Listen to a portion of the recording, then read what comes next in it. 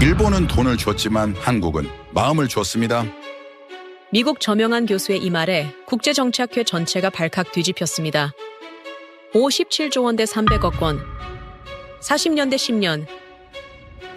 한국은 잠깐 반짝하다 사라질 나라입니다. 일본 외무성 관계자는 그렇게 조롱하며 비웃었습니다. 도쿄의 한 경제평론가는 코웃음을 쳤죠. 하지만 단 10년 만에 미얀마의 국책도로, 산업단지, 신도시 프로젝트가 모두 한국 기업 손으로 재편되었는데요. 더 놀라운 건 그 힘이 무기나 자본이 아닌 신뢰였다는 사실입니다. 도대체 한국은 어떤 DNA로 세계를 뒤흔든 걸까요? 지금부터 그 놀라운 현장 속으로 들어가 보시죠. 미국에서 날아온 충격적인 이야기. 바로 시작합니다. 그리고 지금 어디에서 시청하고 계신지 댓글로 남겨주세요. 여러분의 이야기도 듣고 싶습니다. 그 전에 잠깐 1초 만에 누를 수 있는 좋아요 버튼을 꾹 눌러주시면 영상 제작에 큰 힘이 됩니다. 그럼 바로 사연 시작하겠습니다. 여러분, 이 사진 한번 보십시오. 해운대, 서초동이라고 적힌 버스입니다. 그런데 이곳은 한국이 아니에요. 비행기로 6시간을 날아가야 하는 미얀마죠. 왜 한글을 안 지웠을까요? 지울 수 없어서? 아닙니다. 지우고 싶지 않았던 겁니다. 믿겨지십니까? 안녕하세요. 제 이름은 로즈 마일론이라고 합니다.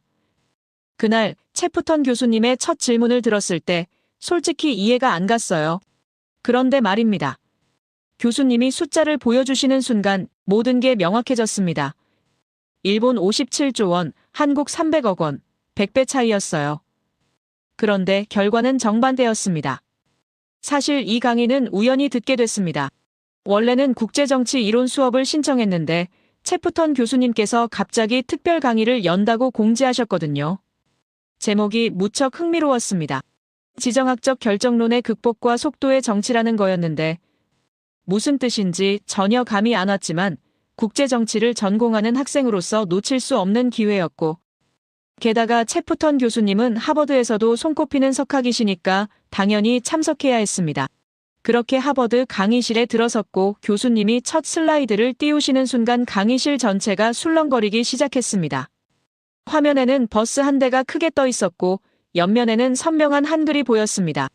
해운대라는 글씨와 중앙고속이라는 회사 이름, 그리고 학생 할인이라는 문구까지 적혀 있었으며 누가 봐도 한국에서 운행하던 버스였습니다.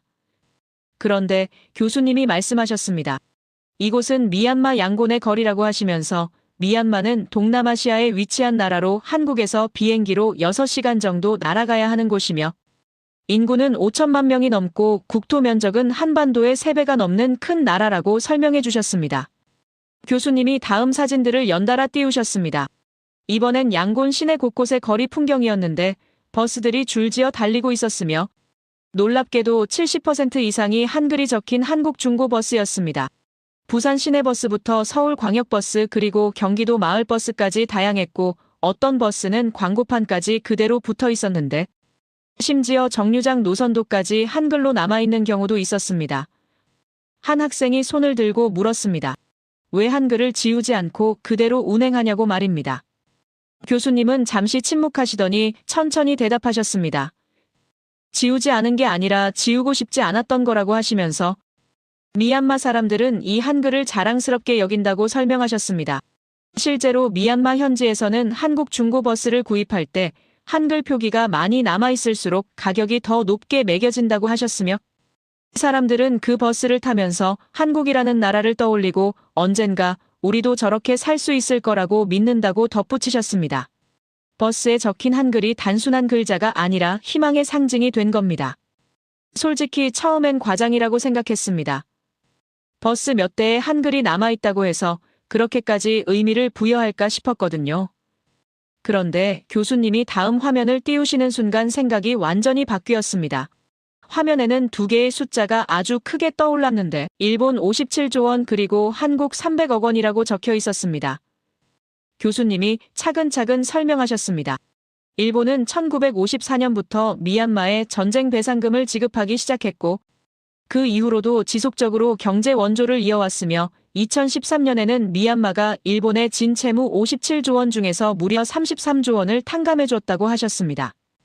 그러니까 일본은 40년이 넘는 긴 시간 동안 미얀마에 천문학적인 돈을 쏟아부은 셈이었고, 미얀마 정부 입장에서 보면 일본은 가장 큰 후원자이자 은인이나 다름없었습니다. 그런데 한국은 어땠을까요? 한국이 본격적으로 미얀마 개발 지원에 나서기 시작한 건 2014년부터였으며 코이카라는 한국국제협력단이 투입한 금액은 약 300억 원 수준이었다고 합니다. 일본과 비교하면 금액 차이가 거의 200배에 가까웠고 시간으로 따지면 일본이 40년을 투자한 반면 한국은 고작 10년 남짓이었습니다. 교수님이 강의실을 천천히 둘러보시며 질문을 던지셨습니다. 그렇다면 미얀마는 결국 누구를 선택했을까요? 상식적으로 생각하면 당연히 일본이어야 했습니다. 돈도 압도적으로 많이 줬고 시간도 훨씬 오래 투자했으며 미얀마 정부의 핵심 인사들 대부분이 일본 유학파였으니까 말입니다. 하지만 결과는 모두의 예상을 완전히 뒤엎었습니다. 교수님이 영상 하나를 재생하셨는데 일본 방송사가 미얀마 현지에서 제작한 인터뷰였습니다. 영상 속에서 일본 리포터가 미얀마 집권 여당의 한 당원에게 질문을 던졌습니다. 미얀마가 앞으로 어떤 나라가 되고 싶은지 물었는데 그 당원은 바로 옆에 서 있던 일본인 관계자는 쳐다보지도 않은 채 단호하게 대답했습니다. 한국같이 자유롭고 역동적인 나라가 되고 싶다고 말했으며 한국의 발전 모델을 배우고 싶다고 덧붙였습니다. 그 순간 스튜디오에 있던 일본인 MC의 얼굴이 순식간에 굳어졌고 방송 분위기 전체가 얼어붙었으며 곧바로 광고로 넘어가 버렸습니다. 교수님이 영상을 멈추시고 설명을 이어가셨습니다. 미얀마 사람들은 일본이 아니라 한국을 선택했으며 미얀마 정부는 국가의 핵심 인프라 사업들을 한국 기업에 맡기기 시작했다고 하셨습니다. 전국을 연결하는 34,000km 고속도로 마스터플랜 설계를 한국 엔지니어링 회사가 수주했고 양곤에는 여의도 면적에 달하는 거대한 산업단지를 한국토지주택공사가 건설하고 있으며 심지어 미얀마 정부는 한국의 분당이나 판교 같은 계획 신도시를 지어달라고 공식적으로 요청했다고 합니다. 여기서 더 놀라운 건 미얀마 대통령이 직접 한국 정부에 보낸 서한 내용이었다고 합니다. 교수님이 그 내용을 읽어주셨는데 우리 아이들이 K-팝을 배우고 한국 드라마를 통해 한국어를 익힐 수 있도록 문화교류 프로그램을 확대해 달라는 요청이었으며 이는 단순한 문화교류 차원이 아니라 미얀마가 국가 발전의 롤모델로 한국을 선택했다는 강력한 신호였습니다. 강의실 전체가 술렁거렸고 학생들 사이에서 믿을 수 없다는 반응이 쏟아졌습니다. 한 학생이 다급하게 손을 들고 질문했습니다. 도대체 한국이 무엇을 했길래 40년 동안 쌓은 일본의 영향력을 단 10년 만에 뒤집었냐고 물었고 이건 솔직히 제가 궁금했던 질문이기도 했습니다. 교수님은 잠시 침묵하시더니 아주 천천히 그리고 명확하게 대답하셨습니다. 일본은 돈을 줬지만 한국은 마음을 줬다고 하시면서 일본은 미얀마를 투자 대상으로 봤지만 한국은 미얀마를 동반자로 봤다고 말씀하셨습니다. 교수님이 구체적인 사례를 들어 설명하기 시작하셨습니다. 일본의 방식은 전형적인 상층부 중심 원조였다고 하셨습니다. 대규모 댐을 건설하고 발전소를 지으며 고속도로를 놓았지만 정작 그 혜택이 일반 국민들에게 돌아가기까지는 오랜 시간이 걸렸고 때로는 혜택 자체가 제대로 전달되지 않았다고 합니다. 게다가 일본 기업들은 미얀마 현지 인력을 단순 노동자로만 활용했으며 핵심 기술은 절대 이전하지 않았고 모든 설계와 관리는 일본인들이 독점했다고 덧붙이셨습니다. 반면 한국의 접근 방식은 완전히 달랐다고 합니다. 한국은 미얀마 전역의 100개 마을을 동시에 개조하는 프로젝트를 시작했는데 이는 국제개발협력 역사상 전례가 없는 규모였으며 보통 선진국들이 한두 개 시범 마을에 우물 하나 파주고 사진 찍고 떠나는 것과는 차원이 달랐습니다. 한국이 전수한 건 단순한 자금이 아니라 1970년대 한국을 극심한 가난에서 구해낸 새마을 운동이라는 개발 철학 그 자체였습니다. 교수님이 새마을 운동이 무엇인지 설명해 주셨습니다. 이건 단순히 마을에 시설을 지어주는 게 아니라 주민들 스스로 마을을 바꿀 수 있도록 역량을 키워주는 방식이라고 하셨으며 정부가 시멘트와 철근 같은 기초자재를 지원하면 마을 주민들이 직접 모여서 함께 길을 닦고 다리를 놓으며 지붕을 고치는 공동 작업을 진행한다고 설명하셨습니다. 이 과정에서 주민들은 우리도 할 수 있다는 자신감을 얻게 되고 마을 공동체의 결속력도 강해지며 무엇보다 외부 지원에 의존하지 않고 스스로 문제를 해결하는 능력을 키운다고 하셨습니다. 한국은 바로 이 새마을 운동 모델을 미얀마에 그대로 이식했다고 합니다. 가장 먼저 바뀐 건 도로였는데 비만 오면 어른 허벅지까지 빠지는 진흙탕 길 때문에 소달구지조차 다니기 힘들었던 마을에 한국 기술자들이 주민들과 함께 콘크리트 포장 도로를 깔았다고 합니다. 그 결과 아이들은 더 이상 흙탕물을 헤치며 학교에 가지 않아도 됐고 자전거를 타고 웃으며 등교할 수 있게 됐으며 농산물 운송도 훨씬 수월해져서 시장 접근성이 크게 개선됐습니다. 또한 한국은 단순히 식량을 나눠주는 대신 농업 기술을 직접 전수했다고 합니다. 한국 농업 전문가들이 미얀마 현장에 상주하면서 주민들과 함께 논에 들어가 벼를 심고 병충해를 막는 방법을 가르쳐줬으며 어떤 비료를 언제 얼마나 뿌려야 하는지, 물 관리는 어떻게 해야 하는지 하나하나 실습으로 보여줬다고 합니다. 그 결과 쌀과 콩의 생산량이 이전보다 2배에서 3배까지 폭발적으로 증가했고 주민들의 소득도 급격히 늘어났으며 가난에서 벗어나기 시작했습니다. 여기에 한국은 새마을 금고 시스템까지 도입했다고 합니다. 기존의 미얀마 농촌 지역 주민들은 급한 돈이 필요하면 고리대금업자에게 가서 연 200%가 넘는 살인적인 이자로 돈을 빌릴 수밖에 없었고 결국 평생 빚에 허덕이며 살았다고 합니다. 하지만 마을 금고가 생기면서 주민들은 합리적인 이자로 자금을 융통할 수 있게 됐고 그 돈으로 소를 사거나 재봉틀을 구입해 장사를 시작하는 사람들이 생겨났으며 자립의 기반이 마련됐습니다. 교수님이 2020년 한국개발연구원이 발표한 평가보고서 내용을 인용하셨습니다.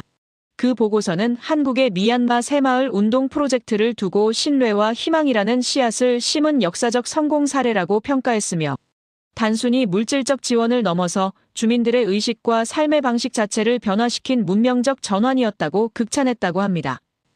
이 프로젝트 이후 미얀마 정부는 한국을 가장 신뢰할 수 있는 개발 파트너로 인식하기 시작했고 국가 핵심 사업들을 잇따라 한국에 맡기기 시작했습니다. 교수님이 화면을 다시 바꾸셨습니다. 이번엔 일본과 한국의 접근 방식을 비교하는 도표였는데 일본은 정부 대 정부 원조 방식이었고 대규모 인프라 건설 중심이었으며 상층부와 엘리트 계층을 타깃으로 한 지원이었다고 정리돼 있었습니다. 반면 한국은 주민 참여형 개발 방식이었고 기술 전수와 교육 중심이었으며 풀뿌리 마을 단위로 밀착 지원하는 방식이었다고 나와 있었습니다. 교수님이 두 방식의 차이를 명확하게 설명해 주셨습니다. 일본은 큰 건물을 짓고 화려한 준공식을 열며 사진을 찍었지만 정작 그 건물이 일반 주민들의 삶을 실질적으로 바꾸지는 못했으며 때로는 유지 관리조차 제대로 되지 않아 몇 년 만에 방치되는 경우도 많았다고 합니다. 반면 한국은 작은 마을부터 시작했지만 그 마을 사람들의 인생 자체를 근본적으로 바꿔놓았고 주민들이 스스로 일어설 수 있는 능력을 길러줬으며 그 변화가 주변 마을로 퍼져나가면서 지역 전체가 달라지기 시작했다고 설명하셨습니다. 그리고 교수님이 결정적인 한 문장을 보여주셨습니다. 화면에는 미얀마 주민들이 실제로 했던 말이 그대로 적혀 있었는데 일본은 우리를 돈으로 매수하려 하고 위에서 아래로 내려다보지만 한국은 우리와 같은 눈높이에서 함께 땀을 흘리며 진짜 필요한 기술을 가르쳐 준다는 내용이었습니다. 교수님이 조용하지만 단호하게 말씀하셨습니다. 바로 이 진심의 차이가 40년 동안 쌓아온 일본의 영향력을 단숨에 무너뜨리고 한국이 미얀마의 모든 국책 사업을 싹쓸이하게 만든 결정적 이유였다고 하셨습니다. 교수님이 마지막으로 한 가지를 더 덧붙이셨습니다. 돈은 계산을 만들지만 진심은 신뢰를 만든다고 하시면서 일본은 미얀마에 막대한 투자를 했지만 그건 어디까지나 계산된 투자였고 미얀마를 일본 경제권에 묶어두기 위한 전략적 선택이었다고 설명하셨습니다.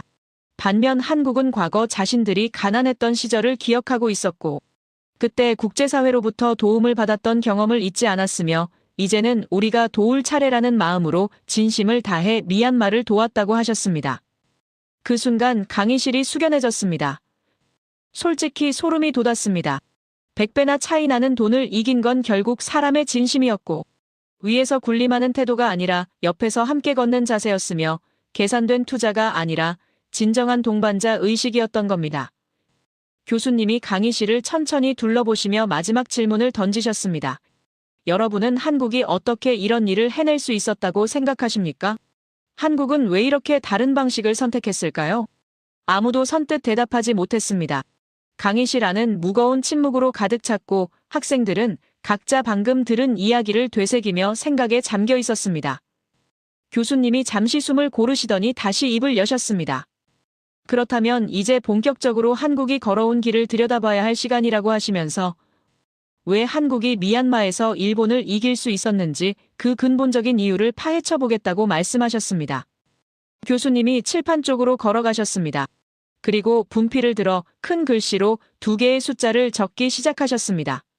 일본 57조 원 40년이라는 글자가 칠판 왼쪽에 선명하게 새겨졌고 오른쪽에는 한국 300억 원 10년이라고 적으셨습니다. 교수님이 분필을 내려놓으시고 우리를 향해 돌아서시며 질문을 던지셨습니다. 여러분이 미얀마 정부 입장이라면 누구를 선택하겠습니까? 당연히 왼쪽이라고 생각하실 겁니다. 돈도 훨씬 많고 시간도 길었으니까요. 그런데 현실은 달랐다고 하셨습니다. 교수님이 노트북을 조작하시더니 화면에 영상 하나를 띄우셨는데 몇 년 전 일본 방송사가 미얀마 현지에서 제작한 다큐멘터리 프로그램의 일부였습니다. 영상 속에서 일본 리포터가 미얀마 수도 네피도에 있는 정부 청사 앞에 서 있었고 그 옆에는 미얀마 집권 여당의 한 고위 당원이 함께 서 있었습니다. 리포터가 정중하게 질문을 던졌습니다. 미얀마가 앞으로 어떤 나라를 본받고 싶은지, 어떤 발전 모델을 따라가고 싶은지 물었습니다. 그 순간이었습니다. 그 당원은 바로 옆에 서 있던 일본 측 관계자를 한 번도 쳐다보지 않은 채 아주 단호하고 명확하게 대답했습니다. 한국같이 자유롭고 역동적이며 빠르게 성장하는 나라가 되고 싶다고 말했으며 한국의 경제발전 모델과 민주주의 시스템을 배우고 싶다고 덧붙였습니다. 그 말이 끝나자마자 화면이 스튜디오로 전환됐는데 일본인 MC와 패널들의 표정이 말 그대로 굳어 있었고 누구 하나 말을 잇지 못한 채 어색한 침묵이 흘렀으며 곧바로 급하게 광고로 넘어가 버렸습니다. 교수님이 영상을 멈추시고 설명하셨습니다. 이 방송이 일본에서 나간 직후 일본 언론과 정치권이 발칵 뒤집어졌다고 하셨습니다. 40년 동안 천문학적인 돈을 쏟아부었는데 정작 미얀마는 일본이 아니라 한국을 선택했다는 사실에 충격을 받았고 일본 외무성은 긴급회의를 소집했으며 도대체 어디서부터 잘못된 건지 분석에 들어갔다고 합니다. 하지만 그들은 진짜 이유를 찾지 못했다고 하셨습니다.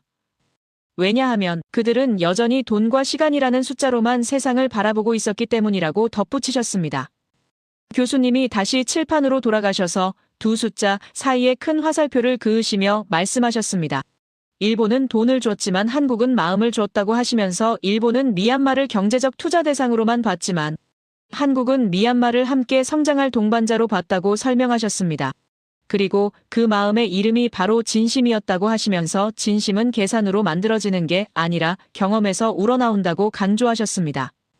교수님이 한국의 새마을 운동 이야기를 본격적으로 꺼내셨습니다.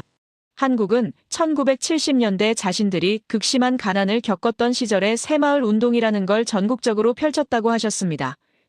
새마을 운동이란 정부가 위에서 일방적으로 지시하는 게 아니라 마을 주민들이 스스로 모여서 우리 마을을 우리 손으로 바꾸자는 운동이었으며 정부는 시멘트와 철근 같은 기본 자재만 지원하고 나머지는 주민들이 땀 흘려 직접 만들어가는 방식이었다고 설명하셨습니다. 그리고 한국은 바로 이 새마을 운동을 미얀마에 그대로 전수했다고 합니다. 2014년 한국국제협력단이 미얀마에 들어가서 시작한 프로젝트는 전국 100개 마을을 동시에 개조하겠다는 야심찬 계획이었으며 투입된 예산은 300억 원 정도였지만 그 효과는 돈으로 환산할 수 없을 만큼 컸다고 하셨습니다. 교수님이 미얀마 현지 사진들을 화면에 띄우기 시작하셨는데 변화의 모습이 생생하게 담겨 있었습니다. 첫 번째 사진은 도로였습니다. 비가 오기 전에 마을길은 그냥 흙바닥이었고 비가 온 후의 사진에는 어른 허벅지까지 푹푹 빠지는 진흙탕이 펼쳐져 있었습니다. 아이들은 그 진흙을 헤치며 학교에 가야 했고 농산물을 실은 소달구지조차 제대로 움직이지 못했으며 마을 전체가 외부와 단절된 채 고립되어 있었습니다. 그런데 다음 사진을 보는 순간 강의실에서 감탄이 터져나왔습니다. 깨끗한 콘크리트 포장 도로가 마을을 가로지르고 있었고 아이들이 자전거를 타고 환하게 웃으며 달리는 모습이 담겨 있었습니다. 교수님이 설명하셨습니다. 한국 기술자들이 미얀마 주민들과 함께 삽을 들고 땅을 고르며 함께 땀을 흘렸다고 하셨습니다. 위에서 지시만 하는 게 아니라 같은 눈높이에서 어깨를 나란히 하고 일했으며 주민들에게 도로를 어떻게 만드는지 어떻게 유지 보수하는지 하나하나 가르쳐 줬다고 합니다. 그래서 한국 기술자들이 떠난 뒤에도 주민들이 스스로 도로를 관리할 수 있게 됐고 이건 단순히 도로 하나를 놓은 게 아니라 마을의 미래를 바꾼 거였다고 강조하셨습니다. 두 번째 사진은 농업 현장이었습니다.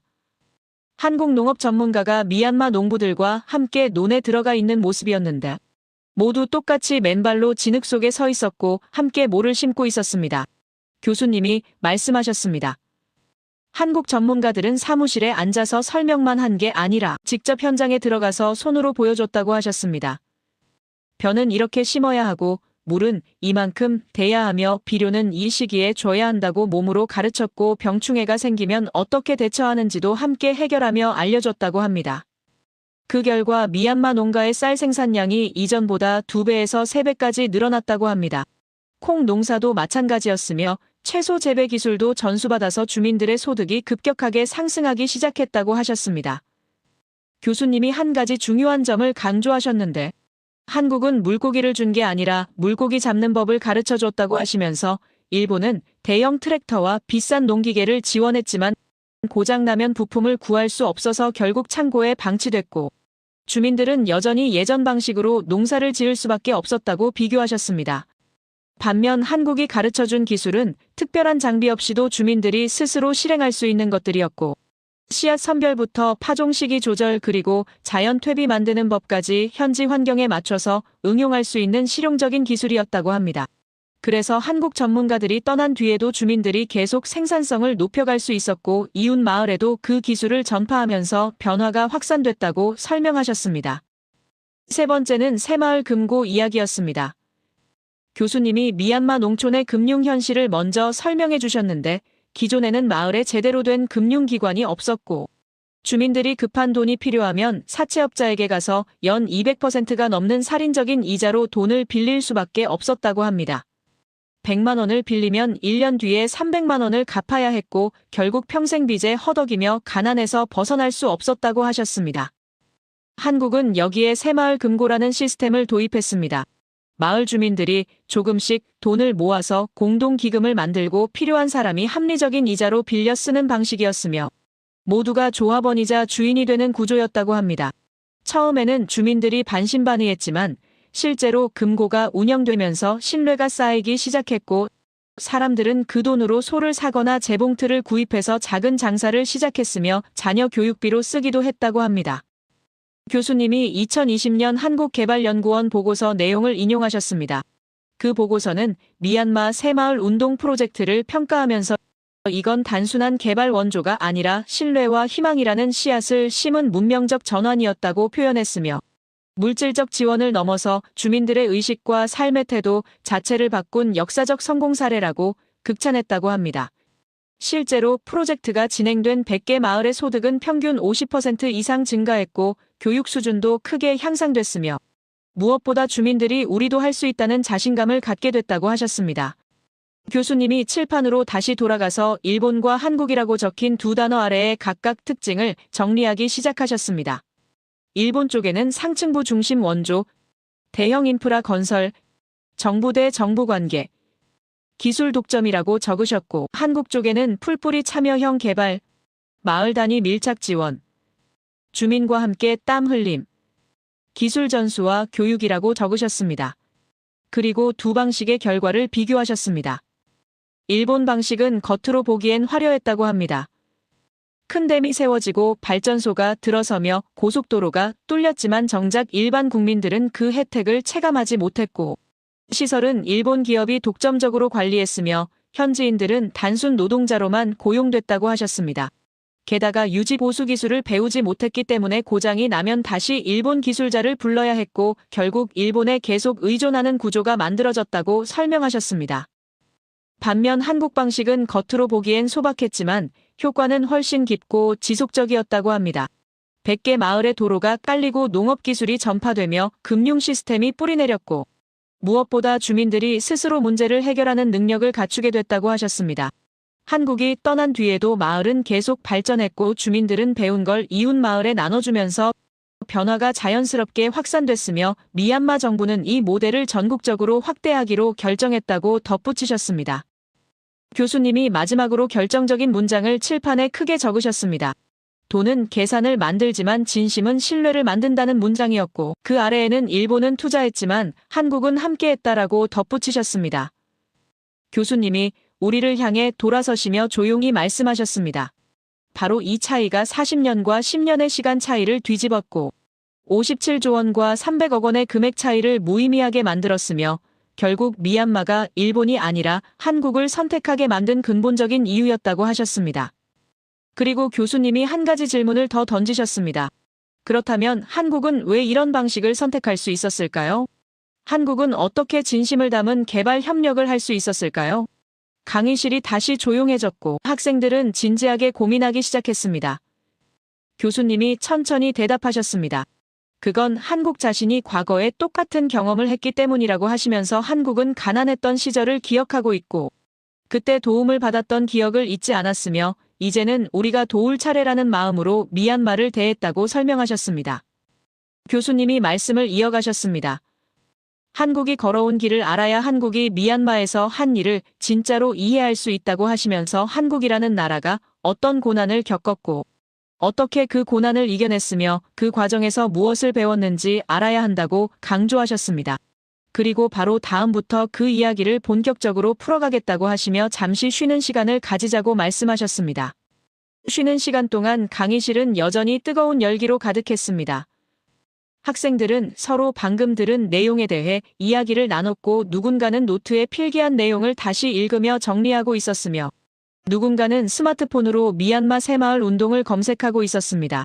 솔직히 충격이었습니다. 돈이 전부가 아니라는 걸 이렇게 명확하게 보여주는 사례가 있다니 믿기지 않았고 한국이라는 나라가 세계에서 이런 역할을 하고 있다는 사실이 새롭게 다가왔습니다. 쉬는 시간이 끝나고 학생들이 다시 자리에 앉았습니다. 교수님이 강단으로 돌아오시면서 노트북을 열고 새로운 슬라이드를 준비하셨습니다. 강의실 분위기가 달라졌습니다. 처음엔 단순히 미얀마 이야기를 듣는다고 생각했는데 이제는 뭔가 훨씬 더 큰 그림이 펼쳐질 거라는 예감이 들었고 학생들의 눈빛도 달라져 있었습니다. 교수님이 천천히 말문을 여셨습니다. 이제부터는 국제정치의 가장 근본적인 패턴 하나를 살펴보겠다고 하시면서 이 패턴을 이해해야 한국이 얼마나 특별한지 알 수 있다고 강조하셨습니다. 교수님이 칠판에 세 단어를 크게 적으셨습니다. 외면 그리고 화살표를 그으시고 축적 다시 화살표를 그으시고 복수라고 적으셨습니다. 그리고 우리를 향해 돌아서시며 말씀하셨습니다. 국제정치에는 공식이 하나 있다고 하시면서 한 나라가 외면당하고 멸시당하면 그 나라는 힘을 축적하기 시작하고 힘을 얻은 뒤에는 반드시 복수한다고 설명하셨습니다. 이건 예외가 아니라 규칙이라고 하셨고 감정의 문제가 아니라 국가 생존의 문제라고 덧붙이셨습니다. 교수님이 첫 번째 사례로 일본을 꺼내셨습니다. 1853년 미국의 페리 제독이 군함을 이끌고 일본에 나타났고 문을 열라고 강요했으며 일본은 어쩔 수 없이 개항할 수밖에 없었다고 합니다. 그 뒤 서구 열강들이 일본에게 불평등 조약을 강요했는데 관세를 마음대로 정할 수 없게 만들었고 외국인이 일본에서 죄를 지어도 일본 법으로 처벌할 수 없다는 치외법권을 요구했으며 일본을 문명화되지 않은 야만국으로 취급했다고 합니다. 일본이 느낀 굴욕은 상상을 초월했다고 하셨습니다. 1000년 넘게 독립국으로 살아온 자부심이 산산조각 났고 자신들의 운명을 스스로 결정할 수 없다는 현실이 견딜 수 없었으며 온 나라가 치욕감에 휩싸였다고 설명하셨습니다. 그래서 일본은 무엇을 했을까요? 교수님이 다음 슬라이드를 띄우셨습니다. 일본은 메이지 유신이라는 대대적인 개혁을 단행했고 서양의 기술과 제도를 받아들이며 미친 듯이 힘을 키웠다고 합니다. 그리고 일본이 힘을 얻은 뒤 무엇을 했는지 교수님이 차근차근 설명하셨습니다. 일본은 자신이 당한 방식을 그대로 주변국에 적용했다고 하셨습니다. 1876년 조선에 군함을 보내 강화도 앞바다에서 포격을 가하며 문을 열라고 강요했고 불평등 조약을 맺게 만들었으며 결국 1910년 조선을 완전히 병합했다고 합니다. 조선 병합이란 조선이라는 나라를 없애버리고 일본의 영토로 만들어버린 걸 뜻하며 나라 전체를 빼앗은 겁니다. 중국도 마찬가지였다고 합니다. 일본은 중국을 침략해서 만주를 차지했고 난징에서는 수십만 명을 학살했으며 아시아 전역으로 세력을 확장해 나갔다고 하셨습니다. 교수님이 간주하셨습니다. 일본은 스스로를 아시아의 해방자라고 불렀지만 실제로는 자신이 서구로부터 당한 굴욕을 아시아에 그대로 복사한 거였다고 하시면서 이게 바로 복수의 첫 번째 패턴이라고 설명하셨습니다. 당한 만큼 되돌려준다는 논리였고 국제정치에서는 이게 정상적인 반응으로 여겨진다고 덧붙이셨습니다. 교수님이 두 번째 사례로 독일을 들었습니다. 제1차 세계대전이 끝난 뒤 1919년 베르사유 조약이 체결됐고 독일은 완전히 짓밟혔다고 합니다. 독일 군대는 10만 명으로 제한됐으며 전쟁 배상금으로 천문학적인 돈을 물어야 했고 영토의 상당 부분을 빼앗겼으며 전쟁을 일으킨 유일한 책임국으로 낙인 찍혔다고 하셨습니다. 독일 국민들은 이를 민족적 치욕으로 받아들였고 거리에는 굶주리는 사람들이 넘쳐났으며 경제는 완전히 무너졌고 자존심은 바닥에 떨어졌습니다. 독일은 이 굴욕을 어떻게 갚았을까요? 교수님이 화면을 바꾸셨습니다. 독일은 기존 국제 질서로 복귀하지 않았다고 하셨습니다. 아예 질서 자체를 부정하고 뒤집어 엎기로 결정했으며 히틀러가 집권한 뒤 독일은 맹렬하게 재무장을 시작했고 주변국을 하나씩 점령해 나갔으며 결국 제2차 세계대전을 일으켰다고 합니다. 전 유럽을 전쟁의 불구덩이로 몰아넣었고 수천만 명이 목숨을 잃었으며 세계 전체가 폐허가 됐습니다. 교수님이 말씀하셨습니다. 독일의 복수는 특정 국가가 아니라 세계 질서 전체를 향했다고 하시면서 이건 단순한 보복이 아니라 존재 증명이었다고 설명하셨습니다.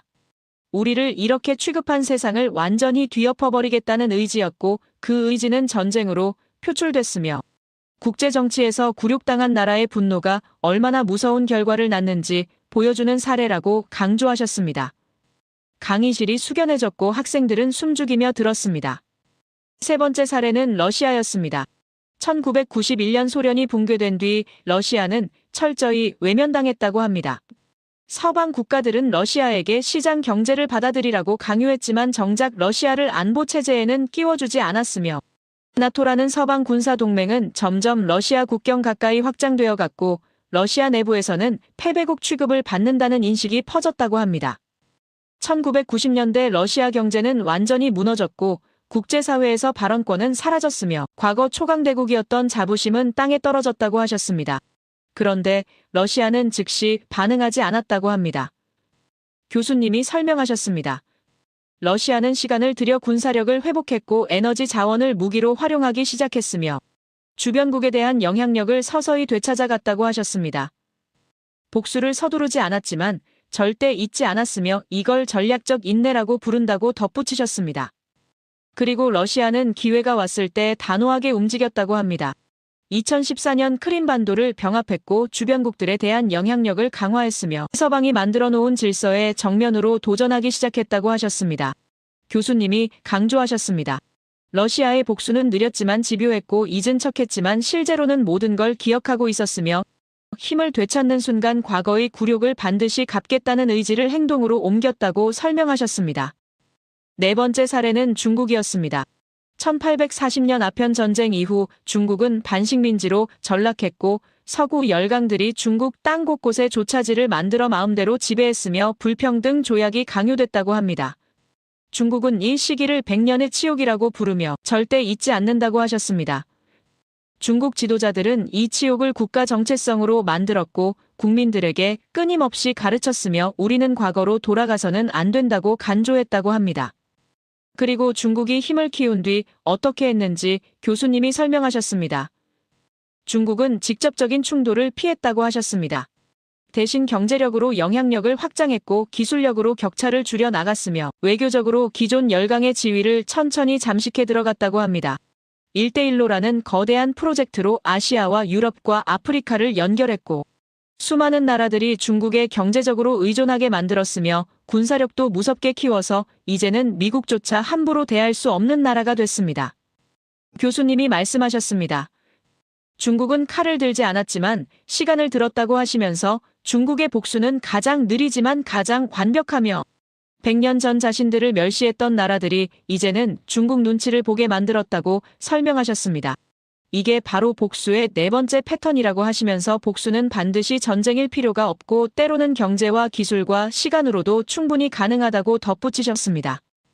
교수님이 칠판으로 돌아가셔서 아까 적었던 세 단어를 다시 가리키셨습니다. 외면 축적 복수라는 공식 말입니다. 그리고 그 아래에 굵은 글씨로 이렇게 적으셨습니다.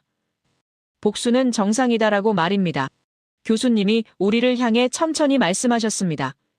국제정치에서 외면당한 나라는 반드시 복수한다고 하시면서 일본도 그랬고 독일도 그랬으며 러시아도 그랬고 중국도 그랬다고 강조하셨습니다. 이건 도덕의 문제가 아니라고 하셨습니다. 국가 생존의 문제라고 하시면서 한 나라가 멸시당하면 국민 전체가 굴욕감을 느끼고 그 굴욕감은 세대를 넘어 전해지며 힘을 얻는 순간 반드시 갚으려 한다고 설명하셨습니다. 역사를 보면 예외가 거의 없다고 하셨고 힘을 얻은 나라 중에서 복수하지 않은 경우를 찾기가 오히려 어렵다고 덧붙이셨습니다. 강의실 안 학생들이 고개를 끄덕이기 시작했고 모두가 이 공식을 받아들이는 분위기였습니다. 교수님이 잠시 침묵하셨습니다. 그리고 천천히 다음 질문을 던지셨습니다. 그렇다면 이 공식이 가장 강하게 적용돼야 했던 나라는 어디일까요? 가장 처참하게 외면당했고 가장 철저히 멸시당한 나라 말입니다. 교수님이 화면을 바꾸셨고 전쟁으로 폐허가 된 도시 사진이 떴습니다. 건물은 무너져 있었고 사람들은 폐허 속에서 살고 있었으며 아이들은 맨발로 거리를 헤매고 있었습니다. 교수님이 말씀하셨습니다. 대한민국이라고 하시면서 1953년 전쟁이 끝난 뒤 한국은 지구상에서 가장 가난한 나라 중 하나였다고 설명하셨습니다.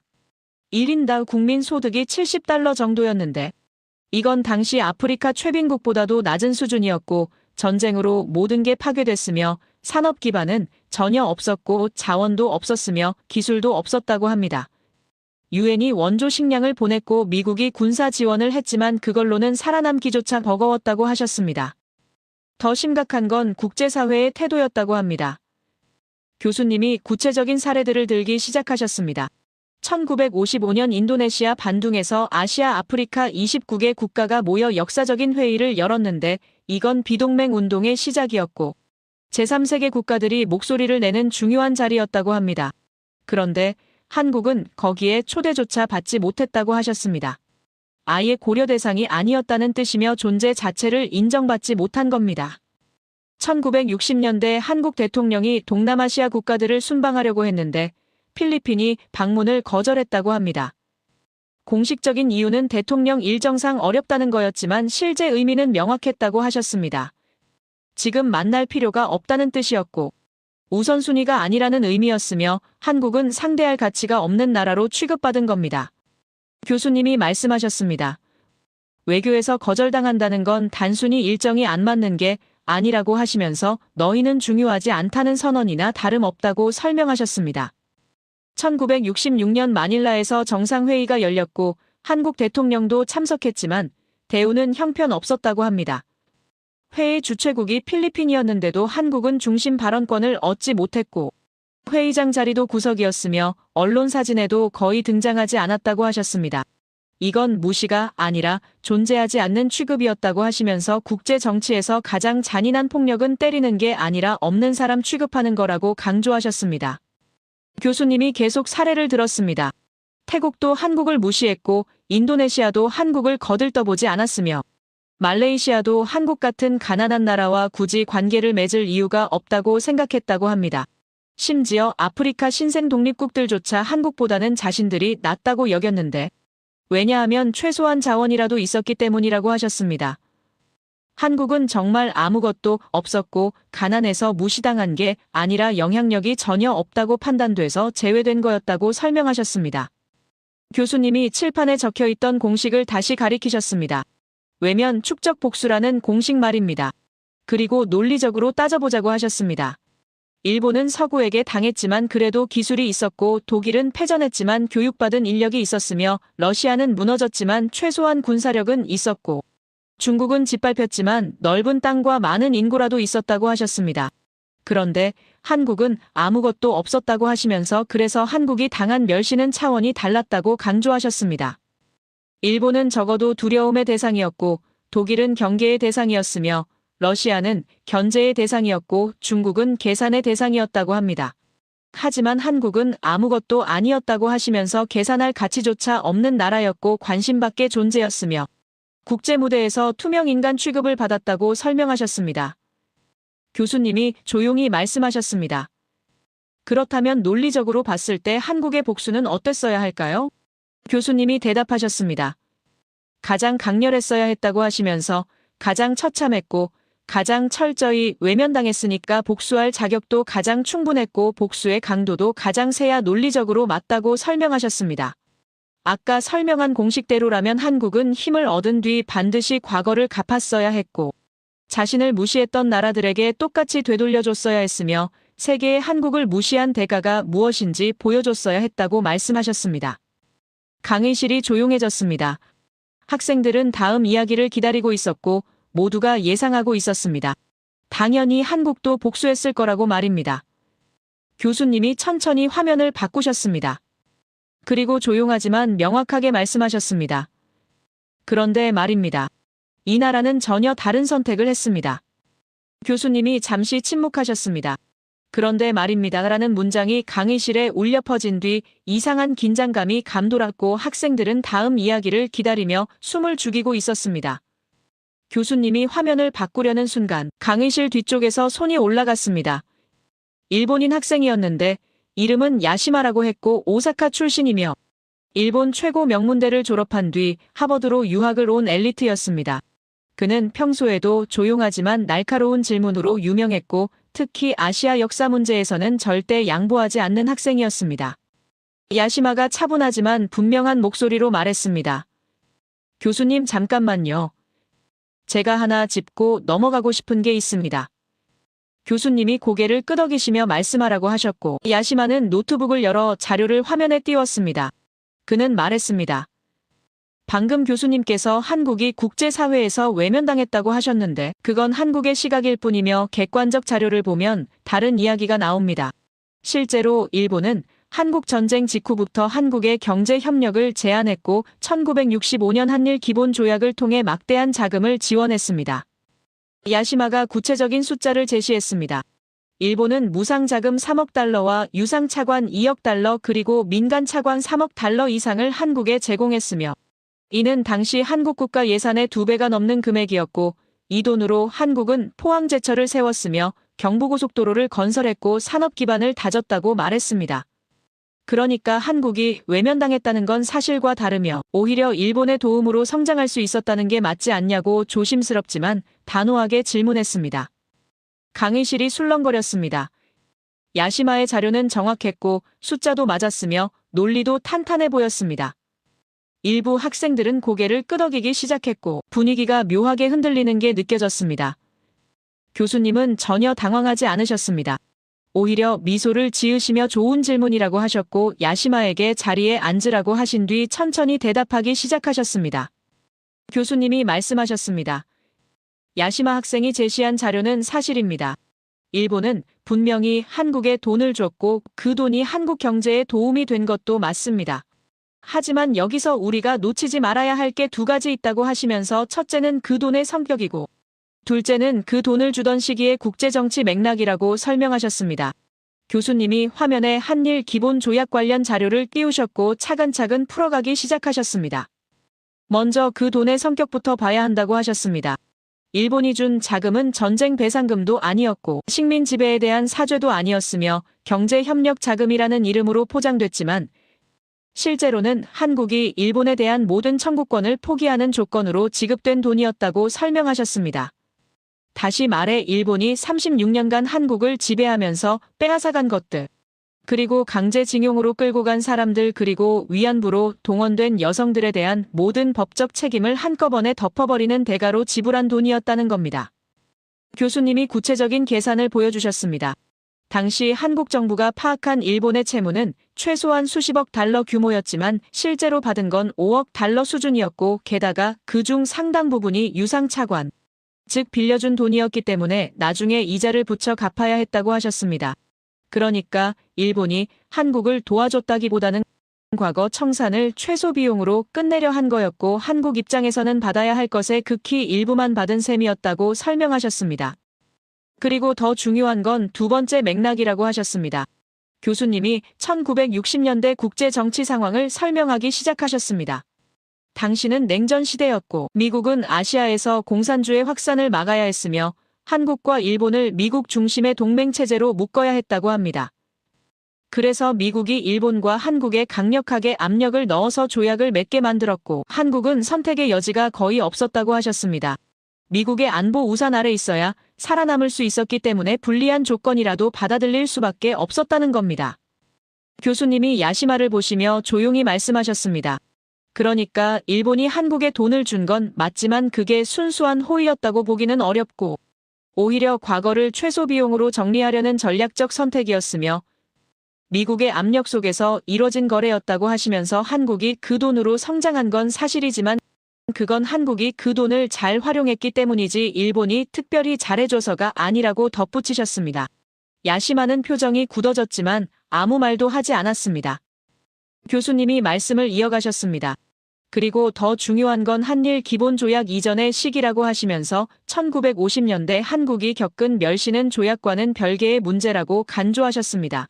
조약이 체결된 게 1965년이었고 그 전까지 한국은 국제사회에서 정말 투명 인간 취급을 받았다고 하셨습니다. 교수님이 강의실 조명을 조금 어둡게 하셨고 화면에 역사 사진들을 띄우기 시작하셨습니다. 첫 번째 사진은 1955년 인도네시아 반둥회의 현장이었습니다.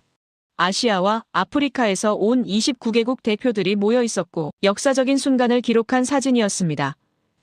교수님이 설명하셨습니다. 이 회의는 비동맹 운동의 시작이었고 서구 제국주의에 맞서 제3세계 국가들이 연대하자는 자리였으며 아시아 아프리카의 목소리를 세계에 알리는 중요한 무대였다고 합니다.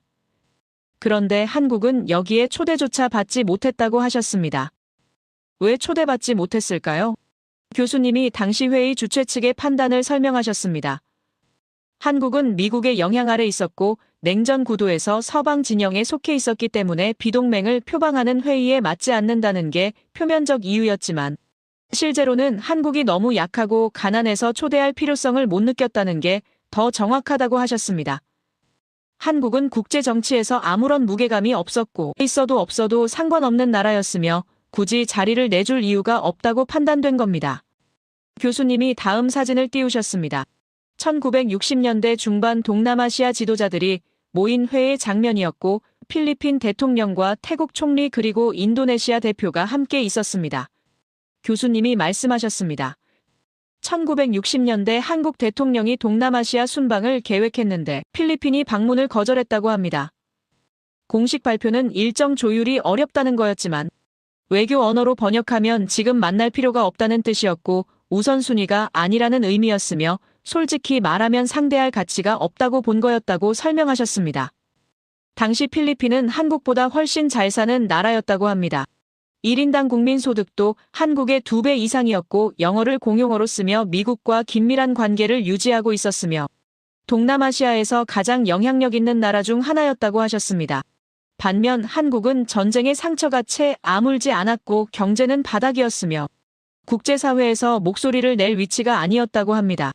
그러니까 필리핀 입장에서는 한국 대통령을 만나봤자 얻을 게 없다고 판단한 거였고 시간 낭비라고 본 거였다는 겁니다. 더 충격적인 건 1966년 마닐라 정상회의였다고 합니다. 교수님이 그 회의 사진을 띄우셨는데 여러 나라 정상들이 한자리에 모여 있었고 회의 주최국이 필리핀이었다고 합니다. 한국 대통령도 이 회의에 참석했지만 대우는 형편없었다고 하셨습니다. 회의장 좌석 배치를 보면 한국은 구석 자리였고 주요 의제 논의에서 발언 기회가 거의 주어지지 않았으며 공식 사진을 찍을 때도 뒤쪽 끝자리에 서 있었다고 합니다. 교수님이 강조하셨습니다. 이건 단순한 좌석 배치 문제가 아니라고 하시면서 국제 외교에서 좌석 순서와 발언 순서, 그리고 사진 위치는 그 나라의 위상을 정확히 보여주는 지표라고 설명하셨습니다. 한국은 회의에 참석은 했지만 주인공이 아니었고 의견을 물어볼 대상이 아니었으며 그냥 숫자 채우기용으로 온 나라 취급을 받은 거였다고 하셨습니다. 이게 바로 존재를 지운다는 의미라고 하시면서 때리는 게 아니라 없는 사람처럼 대하는 게 가장 잔인한 폭력이라고 덧붙이셨습니다. 야시마가 다시 손을 들었습니다.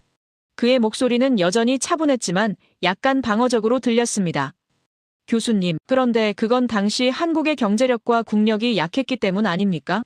국제정치는 현실주의적이고 힘이 없으면 대우받지 못하는 게 당연한 거 아닙니까? 교수님이 고개를 끄덕이셨습니다. 맞습니다. 국제정치는 냉혹하고 힘이 없으면 무시당하는 게 현실이라고 하시면서 그래서 제가 지금 설명하는 겁니다. 한국이 얼마나 철저히 외면당했는지 그리고 그 외면이 얼마나 깊은 상처를 남겼는지 말입니다. 교수님이 계속 사례를 들었습니다. 태국도 한국을 무시했다고 합니다.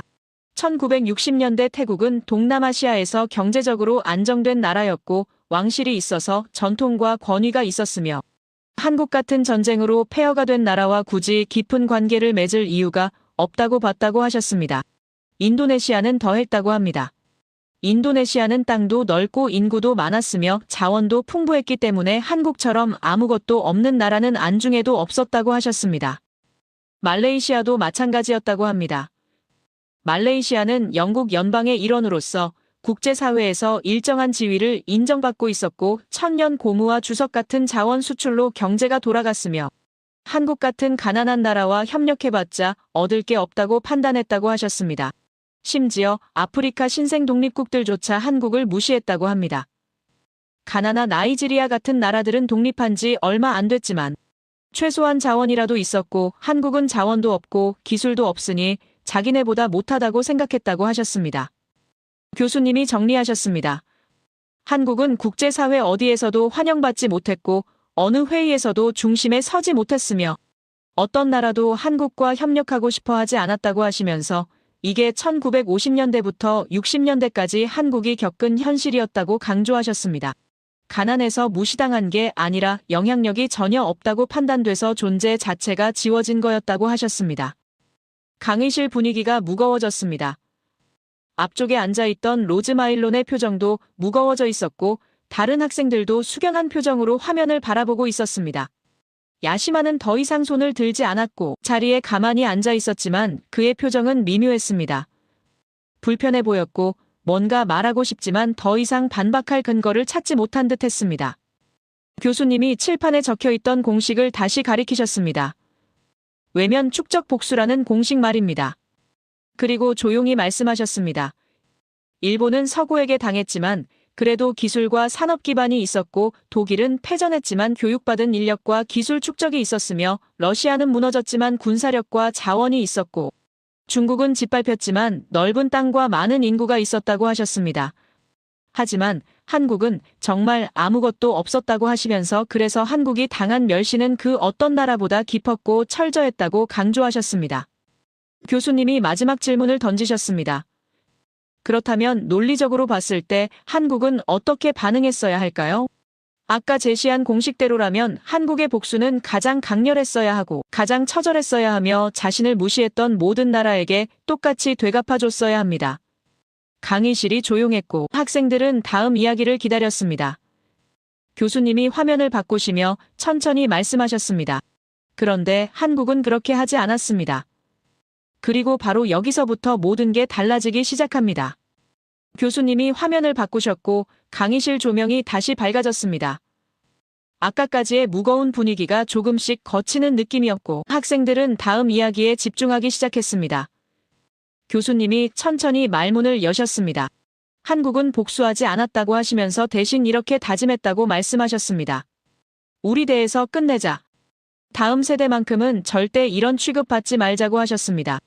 이 한 문장이 한국을 완전히 바꿔놓았다고 하시면서 복수는 과거를 향하지만 이 다짐은 미래를 향했고 분노는 남을 파괴하지만 다짐은 자신을 세운다고 설명하셨습니다. 교수님이 구체적인 시기를 짚으셨습니다. 1962년 한국은 경제개발 5개년 계획이라는 걸 시작했다고 하셨습니다. 이건 단순한 경제 정책이 아니라 나라 전체를 하나의 목표로 묶는 프로젝트였으며 정부와 기업과 국민이 모두 한 방향을 보게 만든 시스템이었다고 설명하셨습니다. 5개년 계획이란 5년 동안 무엇을 얼마나 만들고 어디에 자원을 쏟으며 언제 수출로 회수할지를 숫자로 정해놓은 청사진이었고 목표가 명확했기 때문에 온 나라가 그 숫자를 향해 달려갈 수 있었다고 합니다. 교수님이 강조하셨습니다.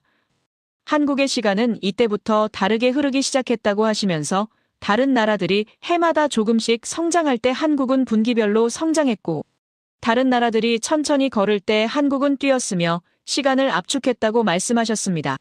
압축이란 100년 걸릴 일을 30년에 끝낸다는 뜻이었고 30년 걸릴 일을 10년에 해낸다는 의미였으며 한국은 시간과 싸워서 이긴 나라라고 덧붙이셨습니다. 화면에 경부고속도로 건설 현장 사진이 떴습니다. 비가 억수같이 쏟아지는데도 작업자들이 현장을 떠나지 않고 일하고 있었고 진흙탕 속에서 삽을 들고 땅을 파고 있었으며 밤에는 조명을 켜고 밤샘 작업을 이어가는 모습이 담겨 있었습니다.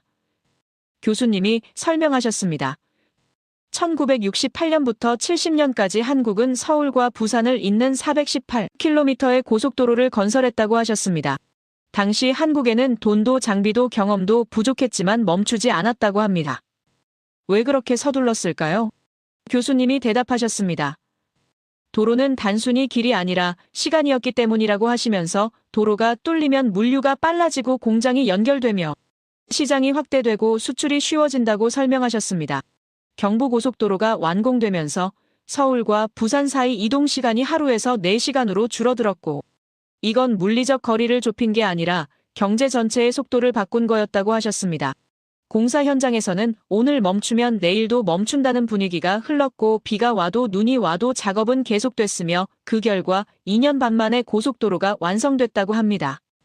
다음 사진은 포항제철 건설 현장이었습니다. 거대한 용광로가 세워지고 있었고 철골 구조물들이 하늘을 찌를 듯 솟아 있었으며 수많은 작업자들이 개미처럼 움직이고 있었습니다. 교수님이 말씀하셨습니다. 1973년 포항제철이 가동을 시작했다고 하시면서 철강은 모든 제조업의 뼈대라고 설명하셨습니다. 철이 없으면 조선도 자동차도 기계도 건설도 불가능하다고 하셨고 그래서 한국은 철강 산업을 반드시 갖춰야 한다고 판단했다고 합니다. 하지만 세계는 비웃었다고 합니다. 가난한 나라가 철강 산업을 한다는 건 무모하다고 했고 기술도 없고 자본도 없는데 어떻게 하겠냐고 조롱했으며 실패할 게 뻔하다고 예측했다고 하셨습니다. 실제로 세계은행도 차관 제공을 거부했고 미국도 지원을 주저했으며 일본은 기술 이전을 꺼렸다고 합니다. 그런데 한국은 포기하지 않았다고 하셨습니다. 세계가 안 된다고 할 때 한국은 반드시 해내겠다고 다짐했고 결국 해냈다고 말씀하셨습니다. 교수님이 용광로에서 촛불이 켜지는 순간을 담은 사진을 보여주셨습니다. 붉은 빛이 작업자들의 얼굴을 비추고 있었고 모두가 환호하는 모습이었으며 어떤 사람은 눈물을 흘리고 있었습니다. 교수님이 조용히 말씀하셨습니다. 이 순간 한국의 체온이 올라간 거였다고 하시면서 철을 만든다는 건 남의 나라 산업을 빌려 쓰지 않겠다는 선언이었고 스스로 서겠다는 의지의 표현이었으며 더 이상 누구에게도 의존하지 않겠다는 독립선언이었다고 설명하셨습니다. 화면이 바뀌며 사막 한가운데 건설 현장 사진이 떴습니다. 1970년대 중동이었고 한국 노동자들이 횃불을 켜고 밤에 작업하는 모습이었으며 낮 기온이 50도를 넘는 사막에서 땀을 뻘뻘 흘리며 일하는 장면이 담겨 있었습니다. 교수님이 설명하셨습니다. 1970년대 후반 석유 파동 이후 중동에서 대규모 인프라 수요가 폭증했고 한국은 기업과 인력을 대거 투입했다고 합니다. 중동 건설은 한국에게 단순한 해외 사업이 아니라 생존 통로였다고 하셨습니다. 낮에는 너무 더워서 쉬고 밤에 일했다고 합니다. 모래바람이 불어도 작업은 멈추지 않았고 가족과 떨어져 몇 년씩 현장을 지켰으며 벌어들인 돈을 고향으로 보냈다고 하셨습니다. 그 송금액이 한국 경제를 떠받쳤고 외화를 벌어들여 공장을 돌릴 수 있었으며 기술을 배워서 나중에 한국에 적용할 수 있었다고 설명하셨습니다. 교수님이 강조하셨습니다. 이 사람들은 영웅이라고 불리지 않았지만 진짜 영웅이었다고 하시면서 사막에서 흘린 땀이 한국을 일으켜 세웠다고 말씀하셨습니다. 교수님이 잠시 멈추시더니 천천히 말씀하셨습니다. 여기서 우리가 주목해야 할 게 하나 있다고 하시면서 한국이 이렇게 할 수 있었던 건 단순히 열심히 일해서가 아니라고 설명하셨습니다. 한국 사람들에게는 특별한 정신이 있었다고 하셨고 그 정신의 뿌리는 역사 속 조상들로부터 이어져 내려온 거였다고 말씀하셨습니다.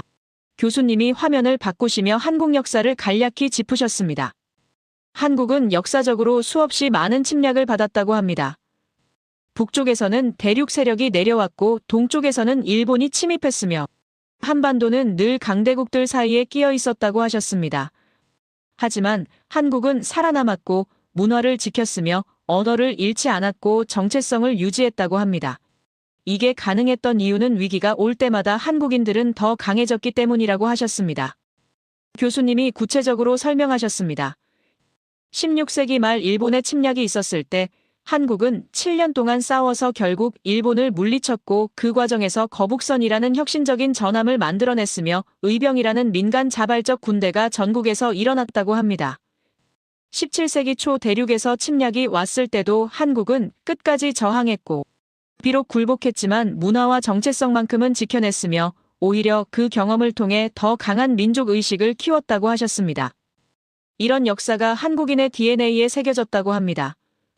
위기가 오면 무너지는 게 아니라 더 강해지고 어려움이 닥치면 포기하는 게 아니라 방법을 찾으며 절망적인 상황에서도 희망을 만들어내는 능력이 대대로 전해져 내려왔다고 하셨습니다.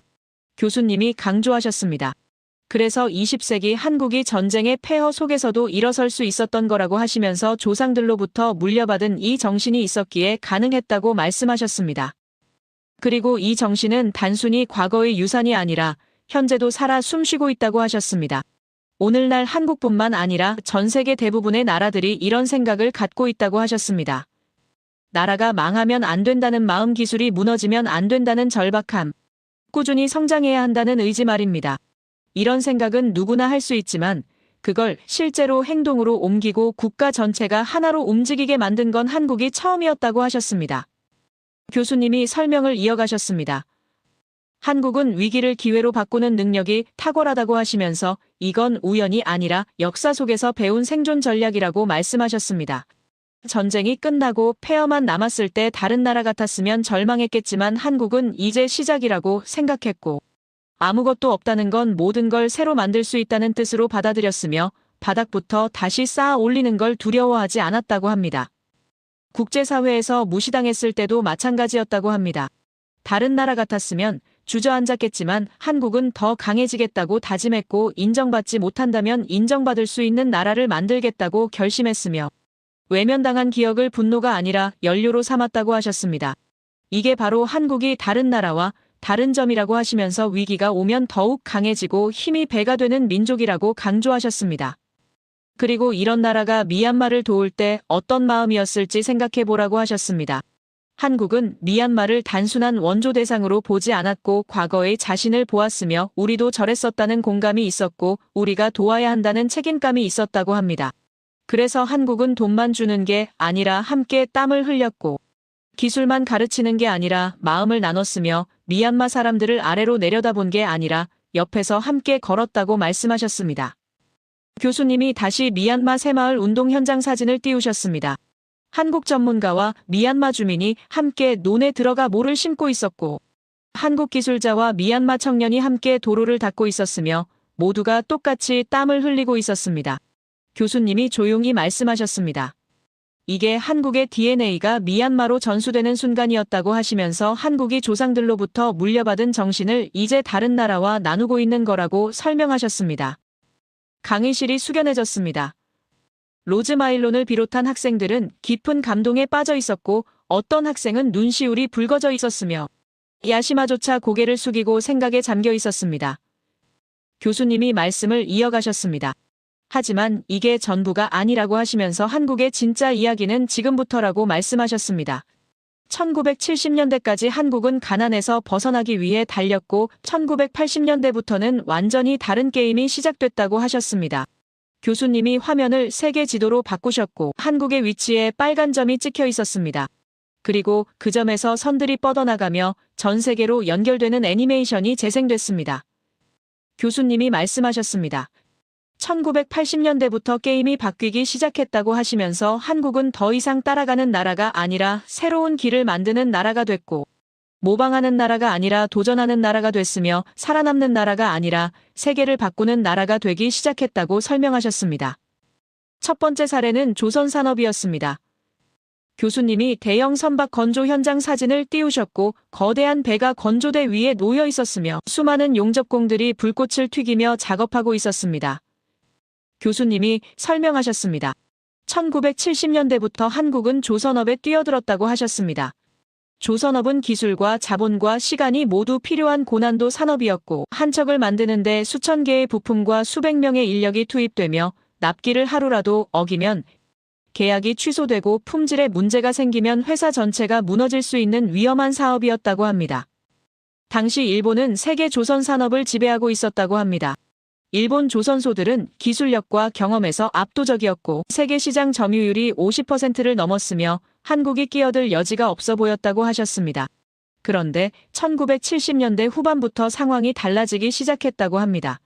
세계 경제가 침체되면서 선박 수요가 급감했고 조선업 전체가 불황에 빠졌으며 수익성이 크게 떨어졌다고 하셨습니다. 일본은 어떻게 했을까요? 교수님이 설명하셨습니다. 일본은 조심스러워졌다고 하시면서 수익성 낮은 대형 선박 건조를 줄이고 고부가 가치 틈새 시장에 집중하기로 결정했으며 위험을 피하고 안전한 영역을 선택한 거였다고 말씀하셨습니다. 이건 합리적인 판단이었고 일본 기업 입장에서는 당연한 선택이었다고 하셨습니다. 하지만 한국은 정반대로 갔다고 합니다. 한국은 일본이 피한 싸움에 전부를 걸었다고 합니다.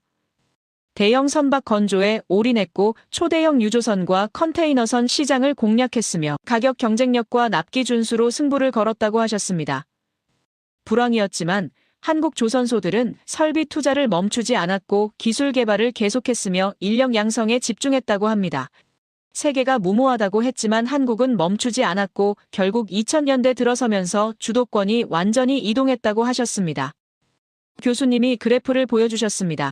1980년대 일본이 세계 1위였고 한국은 한참 뒤에 있었지만 2000년대 들어서 한국이 일본을 추월했고 2010년대에는 격차가 더 벌어졌으며 지금은 한국이 세계 조선 시장의 40% 이상을 차지하고 있다고 하셨습니다. 특히 고부가 선박인 LNG 운반선과 초대형 컨테이너선 시장에서는 한국이 70% 이상을 장악하고 있다고 덧붙이셨습니다. 교수님이 강조하셨습니다. 일본은 계산했고 한국은 밀어붙였다고 하시면서 일본은 위험을 피했고 한국은 위험에 뛰어들었으며 결과적으로 주도권은 위험을 감수한 쪽으로 넘어갔다고 설명하셨습니다. 교수님이 칠판에 큰 글씨로 적으셨습니다. 대체 불가능은 전략적 자산이라고 말입니다. 그리고 설명하셨습니다. 한국은 이제 많이 만드는 나라가 아니라 어려운 걸 만드는 나라가 됐다고 하시면서 초대형 LNG 운반선은 한국 아니면 못 만들고 최첨단 메모리 반도체는 한국 없이는 생산이 불가능하며 세계 경제가 한국 없이는 돌아가지 않는 구조가 만들어졌다고 강조하셨습니다. 그리고 한국은 여기서 멈추지 않았다고 합니다. 1986년 한국은 아시안게임을 개최했고 이건 단순한 스포츠 대회가 아니라 국가 운영 능력을 세계에 보여주는 시험대였다고 하셨습니다. 개발도상국이 가장 두려워하는 건 경기 결과가 아니라 대회 운영 실패였고 교통혼란이나 시설 문제가 생기면 국가 이미지 전체가 무너질 수 있었다고 합니다. 하지만 한국은 완벽하게 해냈고 세계는 놀랐다고 하셨습니다. 그리고 2년 뒤인 1988년 한국은 서울올림픽을 개최했습니다. 교수님이 88 서울올림픽 개막식 사진을 띄우셨고 잠실 주경기장에 오륜기가 펄럭이고 있었으며 수만 명의 관중이 환호하는 모습이 담겨 있었습니다. 교수님이 조용히 말씀하셨습니다. 이 순간 한국은 더 이상 전쟁 폐허의 이미지가 아니었다고 하시면서 세계는 한국을 산업국가로 그리고 운영 가능한 국가로 인식하기 시작했으며 파트너로 계산하기 시작했다고 설명하셨습니다. 교수님이 강조하셨습니다. 한국은 공장을 짓고 그 공장을 세계에 전시했다고 하시면서 올림픽은 단순한 스포츠 제전이 아니라 국가 능력의 총체적 증명이었고 한국은 그 증명을 완벽하게 해냈다고 말씀하셨습니다. 88 올림픽 이후 한국을 보는 세계의 시선이 완전히 바뀌었고 이제는 한국이 먼저 제안하면 다른 나라들이 귀를 기울이기 시작했으며 한국의 의견이 국제 무대에서 무게를 갖기 시작했다고 하셨습니다. 강의실 전체가 깊은 감동에 빠져 있었습니다. 학생들은 한국이라는 나라가 단 30년 만에 이룬 변화에 경탄하고 있었고 로즈 마일로는 눈을 반짝이며 교수님의 말씀 하나하나를 놓치지 않으려 애쓰고 있었으며 야시마는 복잡한 표정으로 고개를 숙이고 있었습니다. 교수님이 마지막으로 말씀하셨습니다. 한국은 복수 대신 축적을 택했고 분노 대신 다짐을 택했으며 과거 대신 미래를 택했다고 하시면서 그 선택이 한국을 전략적 자산으로 만들었고 세계가 필요로 하는 나라로 만들었으며 대체 불가능한 나라로 만들었다고 강조하셨습니다. 교수님이 마지막으로 말씀하셨습니다. 이게 복수보다 강한 이유라고 하시면서 복수는 과거를 갚지만 신뢰는 미래를 만들고 복수는 적을 무너뜨리지만 신뢰는 동료를 세우며 복수는 힘을 소진하지만 신뢰는 힘을 키운다고 강조하셨습니다. 한국은 바로 이 길을 선택했고 그 선택이 한국을 진짜 강국으로 만들었다고 덧붙이셨습니다. 강의실 전체가 깊은 감동에 휩싸여 있었습니다. 학생들은 한국이라는 나라가 보여준 품격에 경탄하고 있었고 복수할 수 있었지만 복수하지 않은 선택의 무게를 느끼고 있었으며 힘을 얻고도 오만하지 않은 태도에 숙연해하고 있었습니다. 교수님이 마지막으로 우리 학생들에게 당부하셨습니다. 여러분은 미래의 리더들이라고 하시면서 여러분이 어떤 나라로 가든 어떤 일을 하든 오늘 배운 교훈을 잊지 말아 달라고 하셨습니다.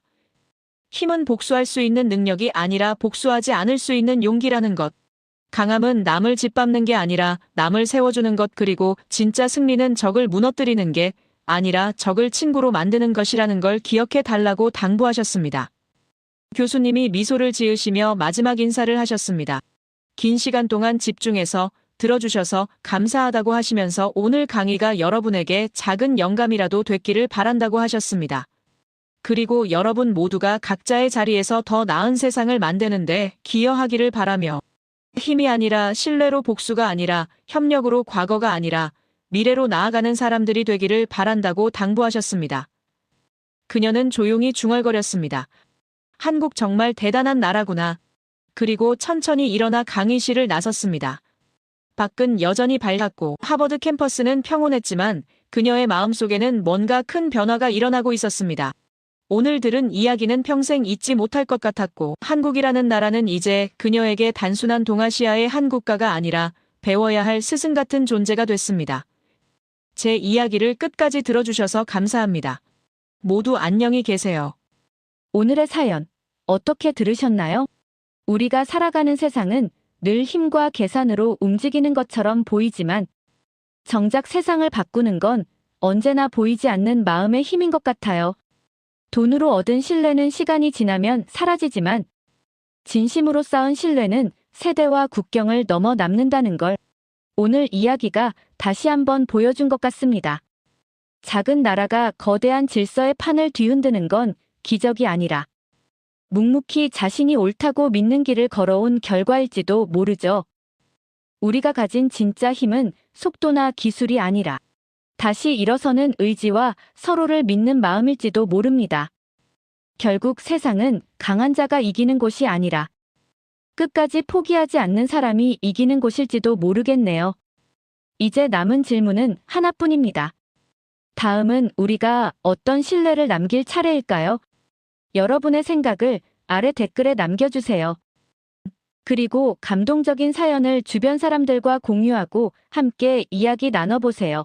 마지막으로 1초밖에 걸리지 않는 구독과 좋아요, 알림 설정은 영상 제작에 큰 힘이 됩니다. 지금까지 감동을 담아 여러분께 진심을 전하는 감동담기였습니다.